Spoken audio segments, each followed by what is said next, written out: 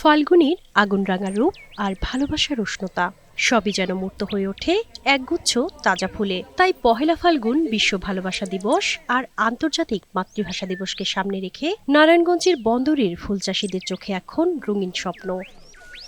জেলার বন্দর উপজেলার ব্রহ্মপুত্র নদের তীর ঘেঁষা সাবদি গ্রাম। এখানে যতদূর চোখ যায় দেখা মেলে ফুলের সমারোহ। শুধু সাবদিই নয়, প্রতি বছর এ উপজেলার দীঘলদী, মাধবপাশা ও সোনারগাঁওয়ের তুরিগাঁও, এলাহীনগর সহ 10টি গ্রামে বাণিজ্যিকভাবে ফুল চাষ হয়। এখানকার নজরকাড়া সৌন্দর্য মুগ্ধ করে সব বয়সের মানুষকেই। শুধু বাণিজ্যিকভাবে বিক্রি নয়, ফুলের সৌন্দর্য উপভোগ করতে প্রতিদিনই রাজধানী সহ আশেপাশের বিভিন্ন এলাকা থেকে শত শত দর্শনার্থী ভিড় করেন এখানে। আমরা এখানে প্রতি বছরই ফ্যামিলি নিয়ে ঘুরতে আসি। মেয়েদেরকে নিয়ে আসছি, ওরা ঘুরতে চাইতেছে। ফুলের সাথে মানুষ থাকলে মানুষের মনটাও ভালো হয়।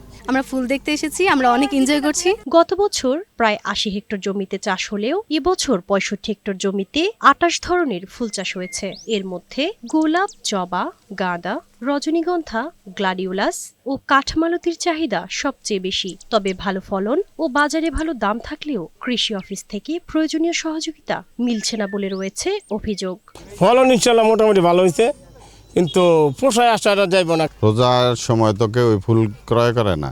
রমজান মাস হিসাব করলে আমরা এখন পর্যন্ত মনে করেন এই টাকা উড়ে নিতে পারবো না। বারবার এই ইউনিয়ন চেয়ারম্যান, উপজেলার নির্বাহী অফিসার তাদেরকে, কৃষি অফিসারকে বলল, কোনো সময় কোনো সহযোগিতা করে নাই এবং আসে নাই।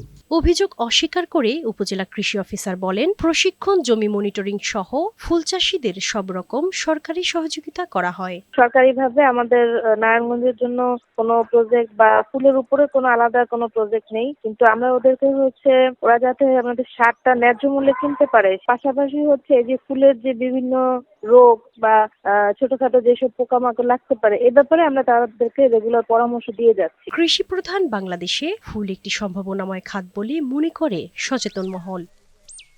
শারমিন রিমি, বৈশাখী সংবাদ।